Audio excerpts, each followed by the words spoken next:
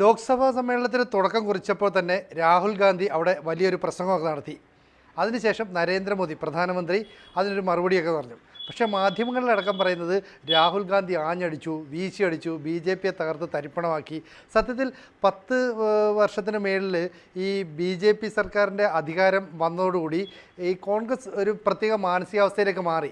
ഇപ്പോഴാണ് അവർക്ക് പ്രതിപക്ഷ നേതാവ് തന്നെ ഉണ്ടായി വന്നത്. അതുകൊണ്ടാണോ രാഹുൽ ഗാന്ധി ഇത്തരത്തിലുള്ള ചില പ്രസ്താവനകൾ, ചില സംസാരങ്ങൾ, ഒപ്പം പ്രധാനമന്ത്രിയുടെ സംസാരത്തെ തടസ്സപ്പെടുത്താനുള്ള പ്രതിപക്ഷത്തിൻ്റെ നിലപാടുകൾ നമ്മൾ എങ്ങനെ വായിച്ചെടുക്കാം ഇതൊക്കെ? ഇതിന് ഒറ്റ നോട്ടത്തിൽ പറയേണ്ടത് ഈ അല്പന അർത്ഥം കിട്ടിയാൽ അർദ്ധരാത്രി കുട പിടിക്കുക എന്നുള്ളതാണ്. അതായത് രാഹുൽ ഗാന്ധി കാണിച്ചു കൂട്ടുന്നതെല്ലാം അത് തന്നെയാണ്. അത് നമ്മള് ഇലക്ഷന് മാത്രമല്ല, അതിനു മുമ്പും കടലിൽ ചാടുന്നു, ബൈക്ക് റിപ്പയർ ചെയ്യുന്നു, വിമാനത്തിന്റെ അടിയിൽ കിടന്ന് സ്ക്രൂ കഴിക്കുന്നു, കുണ്ടംപൊരി കഴിക്കുന്നു. അപ്പൊ ഇതൊക്കെ 80കളിലെയും 70കളിലെയും രാഷ്ട്രീയ തന്ത്രങ്ങളൊക്കെ ആണ്. അതൊന്നും വിരൽത്തുമ്പിലെ വിവരങ്ങള് സത്യവും അസത്യവും വിരൽത്തുമ്പിലൂടെ നമുക്ക് അറിയാൻ പറ്റുന്ന ഈ കാലഘട്ടത്തിലൊക്കെ ഈ 70കളിലെയും 80കളിലെയൊക്കെ തന്ത്രങ്ങളുമായിട്ട് വരിക എന്ന് പറഞ്ഞാൽ ഇദ്ദേഹത്തിന്റെ കൂടെയുള്ള ഉപജാപ സംഘങ്ങളുടെ കഴിവുകേടാണ്. കാര്യം ഒരു നന്നായിട്ട് ഒരു ഹോംവർക്ക് ചെയ്തിട്ട് ഇപ്പൊ എന്തായാലും ഇപ്പം നമ്മുടെ മോദിജി പറഞ്ഞ പോലെ 546-ൽ 99 കിട്ടിയത് എന്തോ വലിയൊരു സംഭവമായിട്ടാണ് ഇദ്ദേഹം കാണുന്നത്. അതായത് 100 പോലും തേക്കാൻ സാധിച്ചിട്ടില്ല. അതായത് പണ്ട് രാഷ്ട്രീയ തിരിച്ചടി ഉണ്ടായ സമയത്ത് 146 സീറ്റ് കിട്ടിയപ്പോഴത്തേക്ക് കോൺഗ്രസ് തകർന്നു എന്ന് പറഞ്ഞ അതേ മാധ്യമങ്ങളാണ് ഇന്ന് 99 കിട്ടിയതിനെ ഭയങ്കര സംഭവമാക്കി മാറ്റുന്നത് എന്നുള്ളത് നമ്മളൊന്ന് ആലോചിക്കണം. അപ്പോ ഇനി 99 കിട്ടി, പ്രതിപക്ഷ നേതാവായി. എന്നാൽ ആ ജനവിധിയെ അംഗീകരിച്ചുകൊണ്ട് നല്ലൊരു പ്രതിപക്ഷമായി ക്രിയാത്മകമായി പ്രവർത്തിക്കുക, പക്വതയോടുകൂടി പ്രവർത്തിക്കുക, അതല്ല അദ്ദേഹം കാണിക്കുന്നത്.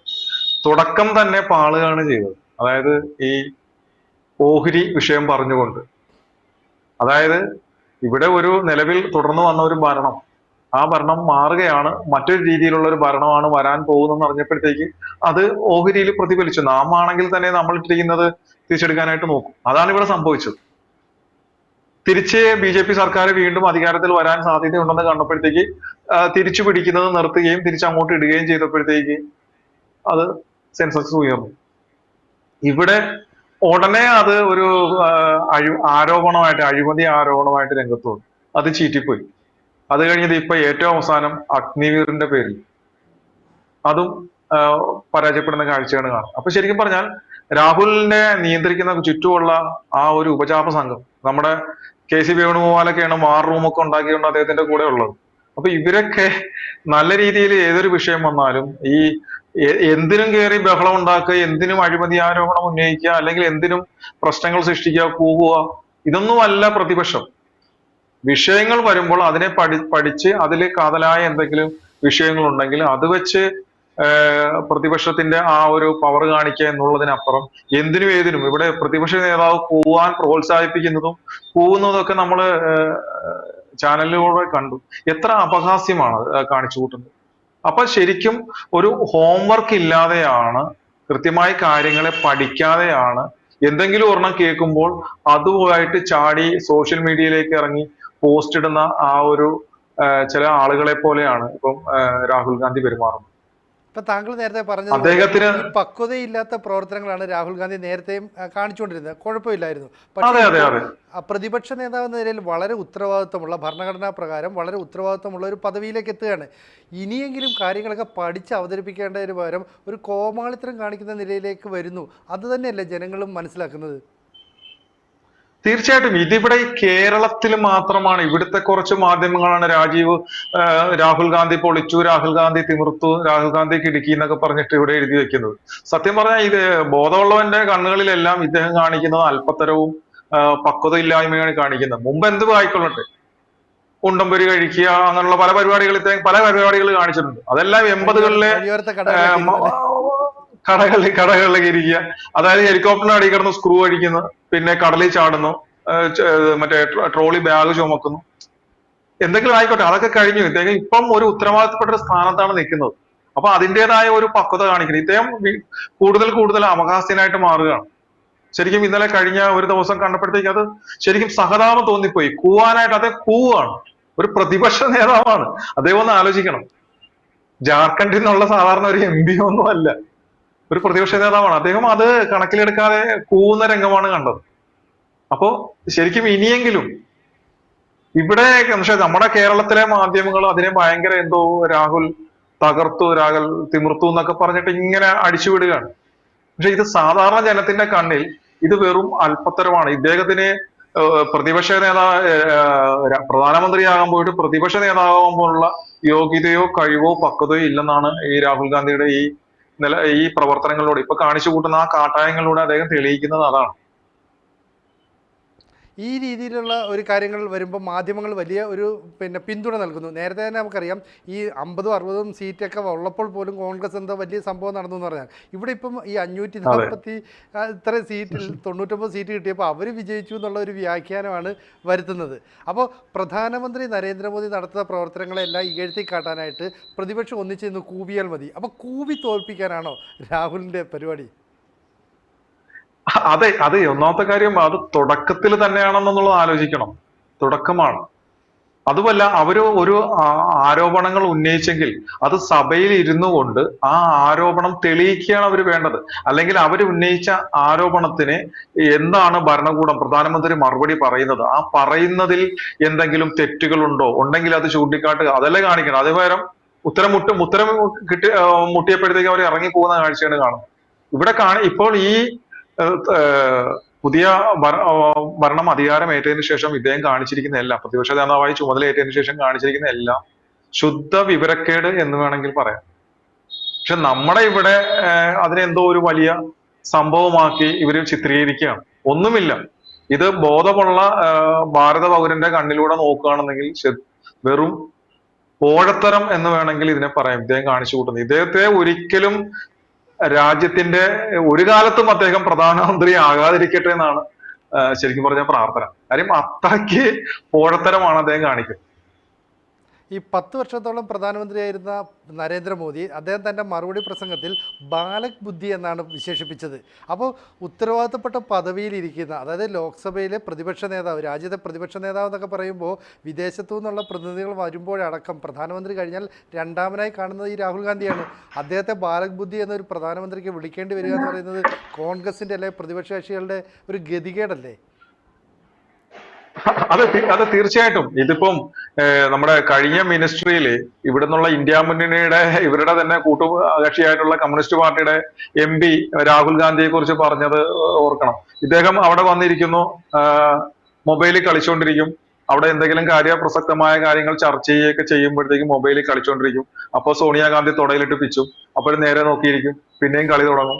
ഇതൊക്കെ തന്നെയാണെന്ന് ഇവിടുത്തെ നമ്മളെല്ലാം കേട്ടതാണ് ആ പറയുന്നത്, അല്ലേ? അതുപോലെ അപ്പം ഇതാണ് ഒരു പ്രതിപക്ഷ നേതാവിന്റെ ആ ഒരു ഇത്. പക്ഷെ അതുപോലെ തന്നെ മറ്റൊരു വിഷയം കൂടെ വന്നിരുന്നല്ലോ. ഇദ്ദേഹം ഈ ലോക്സഭാ കാലഘട്ടത്തിൽ തന്നെ ആയിരുന്നു. അത് എന്താണെന്ന് ഞാനത് വിട്ടുപോയി. അപ്പം ഞാൻ ഒരു കാര്യം കൊണ്ട് ചോദിക്കട്ടെ, ഈ പരമ്പരാഗതമായി കോൺഗ്രസ്, അതായത് ഈ നെഹ്റു കുടുംബത്തിൻ്റെ നെഹ്റു, ഇന്ദിര, രാജീവ് ഗാന്ധി, അങ്ങനെ വരുമ്പോൾ സ്വാഭാവികമായിട്ടും ഈ അധികാരം രാഹുലിലേക്ക് എത്തേണ്ടതാണ്. ഞങ്ങൾക്ക് പാരമ്പര്യമായി കൈമാറി കിട്ടേണ്ടതാണ് ഇന്ത്യയുടെ പരമാധികാരം, അല്ലെ ഇന്ത്യ ഭരിക്കാനുള്ള അധികാരം. ഇത് എല്ലാം നഷ്ടപ്പെട്ടു. അപ്പോൾ ഏറ്റവും ഇളയ തലമുറയിൽപ്പെട്ട രാഹുൽ ഗാന്ധിക്ക് അത് കിട്ടാത്തതിനെ തുടർന്ന് പുള്ളിക്കൊരു സൈക്കോ ചിന്താഗതിക്കാരനായി മാറുകയാണോ? അല്ല, അത് തന്നെയാണ്. ശരിക്കും പറഞ്ഞാൽ അത് മാത്രമല്ല, പുള്ളി എന്തൊക്കെയാണ് കാണിച്ചു കൂട്ടുന്നത് പുള്ളിക്ക് തന്നെ അറിയില്ല. കാര്യം ഇപ്പൊ അവര് വളരെ കരുതലോട്, ഇപ്പൊ ഞാന് കഴിഞ്ഞ പ്രാവശ്യം ഭരിച്ചിരുന്നത് ഒരുപക്ഷെ ഈ ഇലക്ഷൻ കാലഘട്ടത്തിൽ രാഹുൽ ഗാന്ധി കൊല്ലപ്പെടാൻ സാധ്യതയുണ്ടോ എന്ന് ഞാനിങ്ങനെ ചിന്തിച്ചിരുന്നു. അതിന്റെ കാരണം എന്ന് പറഞ്ഞാലേ ഈ സാധനത്തിനെ കൊണ്ട് പ്രത്യേകിച്ചൊരു കഴിവില്ല എന്നുള്ളത് മമ്മിക്ക് തന്നെ മനസ്സിലായിട്ടുണ്ട്, പ്രധാനമത് മനസ്സിലായിട്ടുണ്ട്. പിന്നെ അധികാരത്തിൽ വരണമെന്നുണ്ടെങ്കിൽ സഹതാപ തരംഗം വേണം. കാര്യം ശരിക്കും പറഞ്ഞാൽ നരസിംഹറാവുവിന്റെ മന്ത്രിസഭ എന്ന അധികാരത്തിൽ വരാൻ ഇടയാക്കിയത് രാജീവ് ഗാന്ധിയുടെ മരണമാണ്. അല്ലെങ്കിൽ അഴിമതിയിൽ മുങ്ങിക്കുളിച്ചിരുന്ന രാജീവ് ഗാന്ധി രണ്ടാമതൊരിക്കലും കോൺഗ്രസ് മന്ത്രിസഭ വരില്ലായിരുന്നു. അവിടെ രാജീവ് ഗാന്ധിയുടെ മരണമാണ് വീണ്ടും കോൺഗ്രസിനെ അവിടെ അധികാരത്തിൽ എത്തിച്ചത്. അപ്പോ പ്രത്യേകിച്ച് ഒരു കഴിവും ഇല്ലാത്ത ഈ രാഹുൽ ഗാന്ധിയെ എങ്ങനെങ്കിലും അപകടത്തിൽ പെട്ടാൽ അദ്ദേഹത്തിന് നല്ല സെക്യൂരിറ്റി കൊടുക്കണമെന്നായിരുന്നു അന്ന് എന്റെ പ്രാർത്ഥന. കാര്യം ഇദ്ദേഹത്തിനെ ഏതെങ്കിലും രീതിയിൽ ഇവര് തന്നെ ഇല്ലാതാക്കിയിട്ട് പ്രിയങ്കയോ വധേരെ അളിയനെയൊക്കെ പൊക്കിക്കൊണ്ടുവരും. അപ്പൊ സഹതാപ തരംഗത്തിലൂടെ വീണ്ടും വരാനുള്ള ഒരു സാധ്യത കയറി വരാന്ന്. അതിന് മാത്രമേ, കാര്യം അത്രയ്ക്ക് ഒരു പ്രയോജനരഹിതമായ ഒരു വ്യക്തിയാണ് രാഹുൽ. പിന്നെ അവരുടെ കാലങ്ങളായിട്ട് അവർ ഒരു വ്യക്തിയെ പോലും ഉയർന്നു വരാൻ അവർ സമ്മതിച്ചിട്ടില്ല. നല്ല കഴിവും വിദ്യാഭ്യാസവും ബുദ്ധിയും വാക്ചാതുരിയും എല്ലാമുള്ള പേഴ്സണാലിറ്റിയും എല്ലാമുള്ള കോൺഗ്രസിലെ രണ്ടാം തര നേതാക്കൾ ആരൊക്കെയാണ് ഉയർന്നു വന്നിരിക്കുന്നത്? പലരും പല അപകടങ്ങളിൽ കൊല്ലപ്പെടുകയാണ് ചെയ്തിട്ടുള്ളത്, അല്ലെ?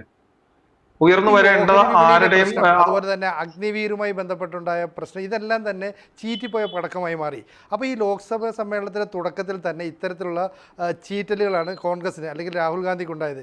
ഇനി ഈ സാം പിത്രോദയെ പോലുള്ളവരുടെ ഉപദേശങ്ങളിലൂടെ രാഹുൽ ഗാന്ധി കൊണ്ടുവരുന്നത് ഇത്തരത്തിലുള്ള അപഹാസ്യപരമായ കാര്യങ്ങളായിരിക്കും. ഒരുപക്ഷെ കേന്ദ്രം അതിന് കൃത്യമായ മറുപടി നൽകിയാൽ പിന്നെ എങ്ങനെയായിരിക്കും രാഹുൽ ഇവരെ പ്രതിരോധിക്കുക? ഇല്ല, ഇത് ആരംഭശൂരത്വം എന്നൊക്കെ നമ്മൾ പറയില്ലേ. ഇപ്പോ കാത്തിരുന്ന് ഭാവി പ്രധാനമന്ത്രിക്ക് പ്രതിപക്ഷ സ്ഥാനം കിട്ടി. അപ്പോ തനിക്ക് എന്തൊക്കെയോ കാട്ടിക്കൂട്ടണം, താൻ എന്തൊക്കെയാണെന്നുള്ളത് കാണിച്ചു കൂട്ടണം എന്നുള്ള ഒരു ആരംഭശൂരത്വം മാത്രമാണ്. ഇതിന്റെ ഗ്യാസ് ഒക്കെ കുറച്ച് ദിവസം കഴിയുമ്പോൾ തീരാൻ പോകുന്നേ ഉള്ളൂ. കാര്യം എന്ന് വെച്ച് കഴിഞ്ഞാല് ഇദ്ദേഹത്തെ ചീത്തയാക്കുന്നത്, ഇദ്ദേഹത്തിന് ഉപദേശം കൊടുക്കുന്ന ചുറ്റും നിൽക്കുന്ന ആൾക്കാരാണ്. ഇദ്ദേഹത്തിന്റെ ഉപദേശകരാണ് ഇദ്ദേഹത്തെ ഇതാക്കുന്നത്. ഇദ്ദേഹത്തിന് സ്വന്തമായിട്ട് കുറച്ചുകൂടെ ബുദ്ധിയുണ്ടെന്ന് തോന്നുന്നു. ചുറ്റുമുള്ള ഉപദേശകരാണ് ഈ പ്രശ്നങ്ങൾ കംപ്ലീറ്റ് ഉണ്ടാക്കുന്നത് തോന്നുന്നു. അപ്പം അതുകൊണ്ട് തന്നെ ഇത് അധിക ദിവസത്തേക്കൊന്നും ഉണ്ടാവില്ല. ഇത് എത്ര കാലം ഒരാൾക്ക് ഇങ്ങനെ പരാജയപ്പെടാൻ സാധിക്കും? കാര്യം അല്പമെങ്കിലും ബോധം ഉണ്ടായിരുന്നെങ്കിൽ, ഒരു കോമൺ സെൻസ് ഉണ്ടായിരുന്നെങ്കിൽ അദ്ദേഹം ഒരിക്കലും മറ്റേ ആ ഓഹരിയുടെ വിഷയം കൊണ്ടുപോയില്ല. അത് ഏതൊരാൾക്കും ചിന്തിക്കാവുന്ന കാര്യമേ ഉള്ളൂ. ഒരു വിചാരിച്ചിരുന്ന ഒരു ഭരണം ഇല്ലാണ്ടാവുമെന്ന് പെട്ടെന്ന് നമ്മളെല്ലാവരും സ്തംഭിക്കുകയാണ്. നമ്മളെല്ലാവരും ഒരു അങ്കലാപ്പിലായി. ഇനി മോദിജിയുടെ മന്ത്രിസഭ വീണ്ടും അധികാരത്തിൽ വരുള്ളൂ. അങ്ങനെ വന്നപ്പോഴത്തേക്ക് ഓഹരി താഴേക്ക് ഇല്ല, അതങ്ങനെ സംഭവിക്കില്ല, വീണ്ടും ഉണ്ടാവും, വീണ്ടും ഭരണത്തിൽ കയറുന്ന. അത് ഏതെങ്കിലും ഒരു സാധാരണ പിള്ളേർക്ക് പോലും ചിന്തിച്ചെടുക്കാവുന്ന കാര്യമാണ്. അപ്പൊ അതാണ് പ്രധാനമന്ത്രിയാകാനിരുന്ന് അല്ലെങ്കിൽ പ്രതിപക്ഷ നേതാവ് സ്ഥാനം കിട്ടാൻ പോകുന്ന ഒരു വ്യക്തി ആരോപണമായിട്ട് കൊണ്ടുവരുന്നു. അത് തീർന്നു. ഇപ്പൊ അഗ്നിവീർ നമുക്കത് വ്യക്തമായ ഒരു ഹോംവർക്ക് നടത്തി അതിൽ എന്തെങ്കിലും കാര്യങ്ങൾ സംഭവിച്ചിട്ടുണ്ടോ, അത് ശരിയാണോ, അങ്ങനെ ഉണ്ടോ, ഇതെല്ലാം കാര്യങ്ങൾ അറിഞ്ഞിട്ട് വേണ്ട ഒരു ലോക്സഭയിൽ വന്നു നിന്ന് ലോകം മുഴുവൻ വീക്ഷിച്ചുകൊണ്ടിരിക്കെ ഇങ്ങനെയുള്ള കാര്യങ്ങളൊക്കെ ഉന്നയിക്കാൻ. അപ്പൊ ശരിക്കും കാണിക്കുന്ന ഇദ്ദേഹത്തിന്റെ പക്വതയില്ലായ്മയും ഇദ്ദേഹത്തിന്റെ കൂടെ നിൽക്കുന്നവരുടെ കഴിവില്ലായ്മയാണ്. അപ്പൊ അതുകൊണ്ട് തന്നെ ഇത് കുറച്ച് നാളത്തേക്ക് ഈ കോലാഹലമൊക്കെ കാണും. അത് കഴിയുമ്പോൾ പതിയെ ആ പഴയ രീതിയിലേക്ക്, മൊബൈലിൽ കളിക്കുന്ന രീതിയിലേക്ക് മാറുമെന്നാണ് എനിക്ക് തോന്നുന്നത്. ഈ ലോക്സഭയിലെ പ്രതിപക്ഷ നേതാവ് എന്ന് പറയുന്നത് വളരെ ഉത്തരവാദിത്തപ്പെട്ട ഒരു പദവിയാണ്. കാരണം ഈ ജോയിന്റ് പാർലമെന്റ് കമ്മിറ്റിയിലെല്ലാം തന്നെ അംഗമായിരിക്കും. അതുപോലെ തെരഞ്ഞെടുപ്പ് കമ്മീഷനെ നിയമിക്കുന്നതിൽ അങ്ങനെ ഒരുപാട് കമ്മീഷനിൽ അംഗമാണ്. അപ്പോൾ ഒരുപാട് കാര്യങ്ങൾ പഠിക്കണം, മനസ്സിലാക്കണം. അതുമായി ബന്ധപ്പെട്ട ഫയലുകൾ വായിച്ച് അതിനകത്ത് ഒപ്പിടണം, അല്ലെങ്കിൽ ഇത്തരം യോഗങ്ങളിൽ പങ്കെടുക്കണം. നമ്മൾ ഇതുവരെ കണ്ട രാഹുൽ ഗാന്ധി ഇങ്ങനെ ഉത്തരവാദിത്തങ്ങൾ ഏറ്റെടുക്കുന്ന ആളല്ല. എന്ന് പറഞ്ഞാൽ ഇപ്പോൾ ഈ ആരംഭശൂരത്വം പോലെ കുറച്ച് കഴിയുമ്പോൾ ഈ എനിക്ക് പറ്റില്ല എന്ന് പറഞ്ഞിട്ട് വലിച്ചെറിഞ്ഞിട്ട് പോവോ ഈ പ്രതിപക്ഷ നേതൃത്വ പദവി? സാധ്യതയില്ലാതില്ല, അതിനുള്ള സാധ്യതയുണ്ട്. കാര്യം എന്ന് വെച്ച് കഴിഞ്ഞാൽ ഇപ്പം നമ്മുടെ ഇവിടുത്തെ ഇങ്ങനെയുള്ള ചെറിയ കാര്യങ്ങൾ, ഈ എന്താ പറയാ, മീഡിയയുടെ മുന്നിലുള്ള ഒരു ഹൈപ്പ് കിട്ടുന്നതിന് വേണ്ടിയിട്ടുള്ള ചെറിയ നുണുക്ക് വിദ്യകളല്ലാതെ ഒരു കാര്യമാത്ര പ്രസക്തമായ ഏതൊരു വിഷയത്തിലാണ് രാഹുൽ ഗാന്ധി ഇന്ത്യയിൽ ഇടപെട്ടിട്ടുള്ളത്? ഏതെങ്കിലും ഒരു വിഷയത്തിൽ ഇടപെട്ട് കൃത്യമായി അതിൽ പ്രവർത്തിച്ച് അതിനൊരു റിസൾട്ട് ഉണ്ടാക്കിയേ, അല്ലെങ്കിൽ ഏതെങ്കിലും ഒരു വിഷയത്തെ കുറിച്ച് പഠിച്ച് ആ ഒരു കാര്യങ്ങൾ പുറത്തു കൊണ്ടുവരികയോ അങ്ങനെ എന്തെങ്കിലും കാര്യങ്ങൾ ഉയർത്തിക്കൊണ്ടുവരികയോ ചെയ്തതായിട്ട് നമുക്ക് ഒന്നും കാണാൻ കഴിഞ്ഞിട്ടില്ല, കണ്ടിട്ടില്ല. ഇവിടെ നമ്മൾ കണ്ടിട്ടുള്ളത് കുറച്ച് സ്ഥലത്ത് പോകുന്നു, കുറെ ഷോ കാണിക്കുന്നു, ആ ഷോയെ ഇവിടെ വലിയ സംഭവമാക്കി മാറ്റുന്നു, അത് മാത്രമേ ഉള്ളൂ. പിന്നെ അദ്ദേഹത്തിന്റെ ക്രിയാത്മകമായ ചില പ്രവർത്തനങ്ങളാണ് ഇപ്പൊ കണ്ടത്, അത് ഇങ്ങനെയായി. അപ്പൊ അതുകൊണ്ട് ഇത് മിക്കവാറും ഇദ്ദേഹം മറ്റാർക്കെങ്കിലും പ്രതിപക്ഷ നേതാവ് സ്ഥാനം കൈമാറാനാണ് ചാൻസ്. ഇദ്ദേഹം ഇത് ഈ വർഷം എന്തായാലും ഈ പ്രാവശ്യം എന്തായാലും കംപ്ലീറ്റ് ചെയ്യുമെന്ന് തോന്നുന്നില്ല. എന്തായാലും പ്രധാനമന്ത്രി നരേന്ദ്രമോദിയുടെ നേതൃത്വത്തിലുള്ള BJP സർക്കാർ വീണ്ടും അധികാരത്തിലേക്ക് വന്നു. അവർ കൂടുതൽ വികസന പ്രവർത്തനമൊക്കെ ആയിട്ട് മുന്നോട്ട് പോവുകയാണ്. അതിനെയൊക്കെ കോൺഗ്രസ് അല്ലെങ്കിൽ പ്രതിപക്ഷ കക്ഷികൾ എങ്ങനെ പ്രതിരോധിക്കും നമുക്ക് കണ്ടറിയാം. ഒപ്പം രാഹുൽ ഗാന്ധി കൂവി തോൽപ്പിക്കാനാണ് ശ്രമിക്കുന്നതെങ്കിൽ അതിനെ ജനം എങ്ങനെ വിലയിരുത്തുമെന്നുള്ളത് നമുക്ക് കാത്തിരുന്ന് കാണാം.